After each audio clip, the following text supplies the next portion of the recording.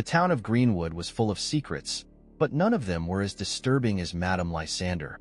She appeared out of nowhere many years ago and pitched her fortune-telling tent at the edge of the forest.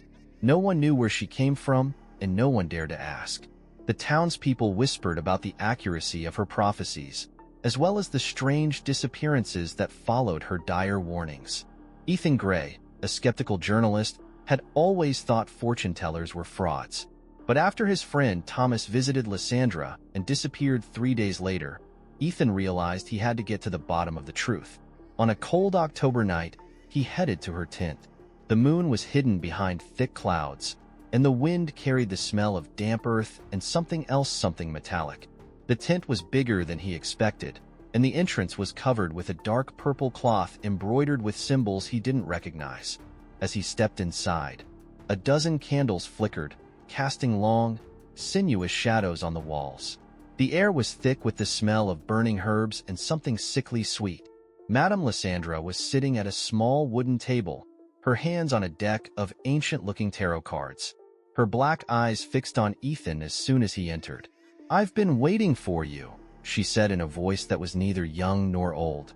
Ethan forced a smile. "I doubt that." She gestured to the chair across from her. He hesitated, but sat down. "You're looking for answers about your friend," she continued, shuffling her cards. "But you must be careful. Some secrets must not be revealed." Ethan's stomach clenched.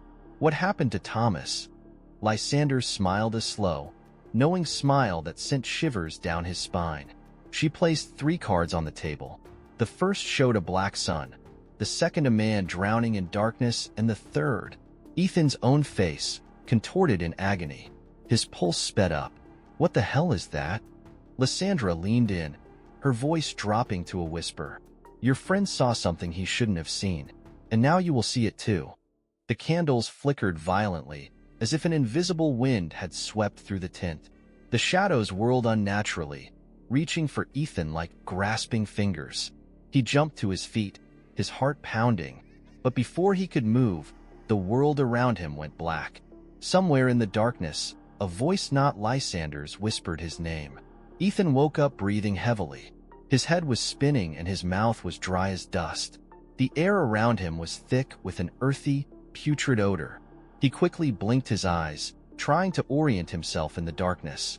He was no longer in the tent.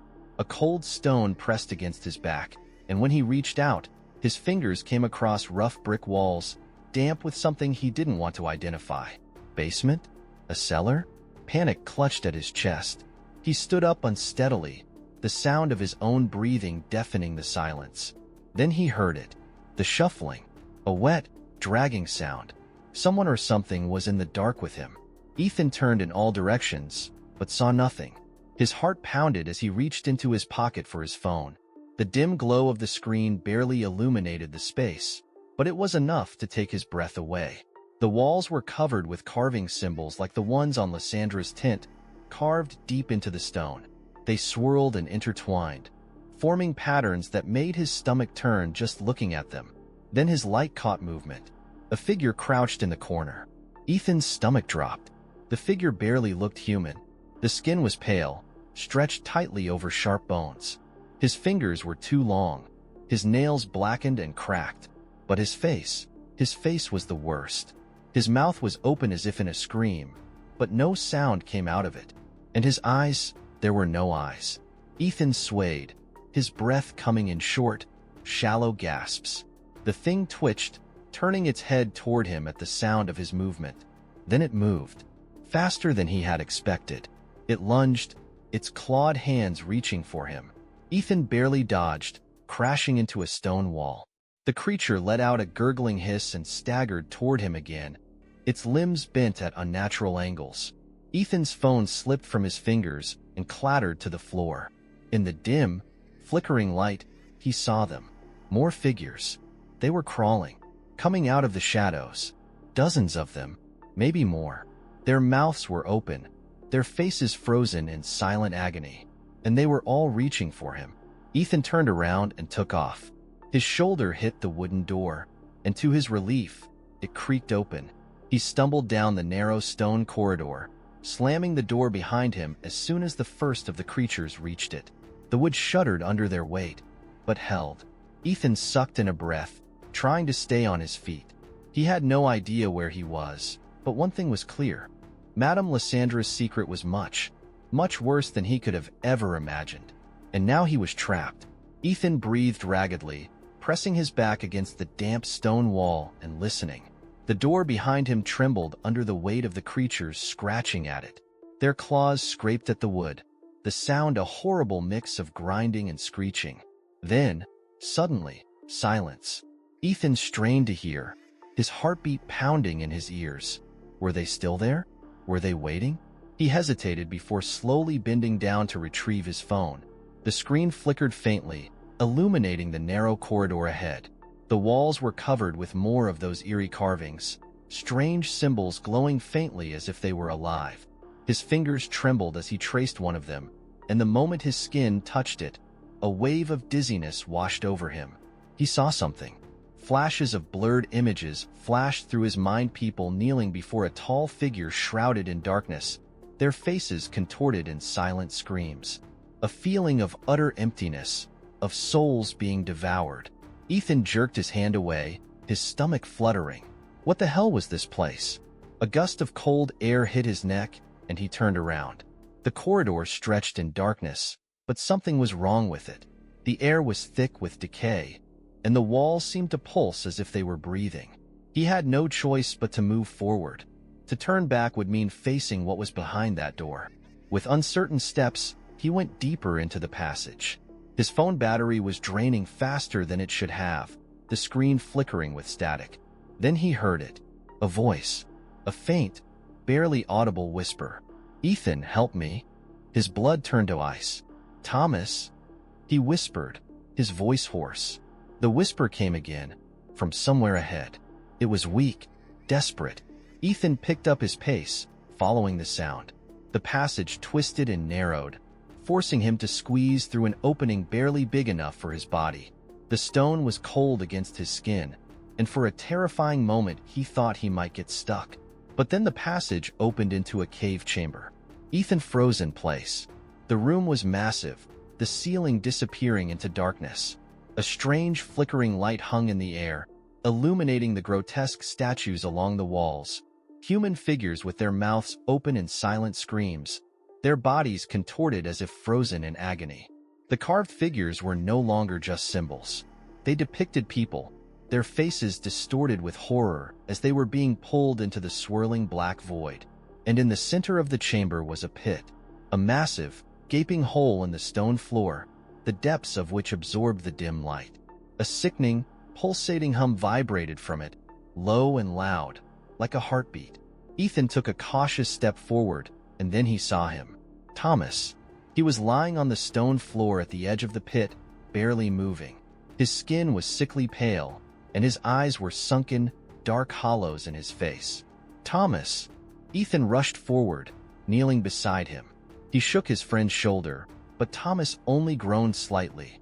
Ethan's breath caught in his throat. "What did they do to you?" Ethan whispered, his voice thick with fear. Thomas's lips moved, barely forming words. She brought me here." Ethan tensed. "Lysander?"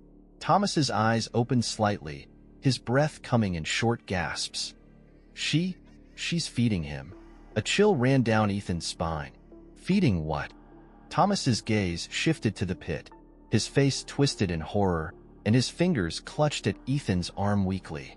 "An empty god," he muttered. "She fed him us." A deep, rumbling vibration swept through the room. Candles flickered wildly, their flames reaching unnaturally high. The statues along the walls stirred, their twisted mouths opening wider. And something stirred in the pit. Ethan felt a wave of nausea, and the air became stifling and heavy. A figure began to rise out of the darkness, a grotesque, shifting form that was faceless but watching him. The air crackled with unnatural energy, and the walls of the room shook. Thomas grabbed Ethan's sleeve. "Run," he whispered, his voice barely audible over the growing hum. "Before he sees you." Ethan's whole body screamed for him to move, but his legs felt like lead. Then she appeared from the shadows behind the pit. Madame Lysander. She was no longer the mysterious old woman from the tent. Her body had changed, stretched out, her limbs moving with an unsettling grace. Her once dark eyes were now black hollows, bottomless and ancient. She smiled. "You shouldn't have come here, Ethan." The darkness around her stirred as if something was alive. Ethan's breath caught in his throat. He had to get out of here. Now. Thomas's arm. He lifted him up, ignoring his friend's weak protests. The shadows slid toward them, moving like liquid, extending inky tendrils. "Ethan." The statues groaned, their stone faces contorted as if they were screaming. The air was filled with otherworldly whispers, countless voices speaking an unknown language, growing louder and louder, choking his thoughts. Behind him, Lysandra's voice echoed through the room. "You can't run away from this, Ethan." The shadows pounced. Ethan barely managed to slip through the narrow passage, dragging Thomas with him, as the darkness slammed into the walls, scratching the stone. The corridor shook violently, and debris fell from the ceiling. He did not stop running. Whispering voices followed him. Somewhere behind him, something huge was waking up. Ethan ran blindly down the dark corridor, dragging Thomas with him. His lungs burned, his legs screamed in protest, but the whispering voices followed them, sliding through the air like invisible hands reaching into his mind. The sound didn't come from any one source, it was everywhere, inside him, pressing on his skull. The walls trembled as if they were alive. It seemed that the stone itself was pulsating with the presence of something huge and hungry, hiding behind the veil of reality. Behind them, the corridor collapsed. Ethan barely had time to react as dust and debris exploded around him. He stumbled, dragging Thomas with him, shielding his friend from the falling stones from above. The world shook violently, as if the earth itself was trying to expel them. And then there was a sudden, unnatural silence. Ethan coughed, brushing away the dust. They were alive, but the passage behind them was completely blocked. He turned to Thomas, who was barely conscious, his skin deathly pale. Ethan shook him. "Thomas, stay with me." Thomas's eyes fluttered open and unfocused. His lips moved slightly. She's letting us go." Ethan's gut twisted. No, that was too easy. Madame Lysandra could have killed them both in an instant, fed them to some nightmare that lay dormant beneath the pit. Instead, she let them escape. It meant she didn't need them anymore. It meant that something worse was coming. Ethan lifted Thomas onto his shoulder and pushed him forward. The corridor twisted and turned, the air getting colder with every step. His phone was almost dead, the battery draining at an incredible rate. Then he saw a door ahead. An old, rotten wooden door, slightly ajar. Pale blue light was leaking through the cracks. An exit. Ethan pushed forward, his heart pounding. He pushed the door open and stumbled into the forest. The cold night air hit him like a slap in the face. He gasped for breath, taking deep breaths, his mind trying to comprehend. He was outside, in a tent, in a cave. What was under the pit was gone. The forest stretched around them, quiet and still. The moon was high in the sky, its pale glow casting eerie shadows through the twisted branches. Thomas groaned weakly next to him. Ethan lowered him to the ground, checking his wounds. "You're okay," he whispered, more to himself than to Thomas. "We made it out." Thomas's fingers twitched. His lips moved again, but this time his voice was barely audible. "No, it didn't work." Ethan frowned. "What?" Thomas's body suddenly arched, his back lifted off the ground, his limbs convulsing. His mouth opened in a silent scream. Ethan recoiled in horror. Something dark crawled under Thomas's skin, writhing. His veins turned black, spreading up his neck, crawling up to his face. Ethan grabbed him by the shoulders. "Thomas, stay with me." Thomas's eyes opened, and bottomless black voids appeared in them. And then, in Lysander's voice, he spoke. "I told you, Ethan. You cannot escape from this." Ethan's breath caught in his throat.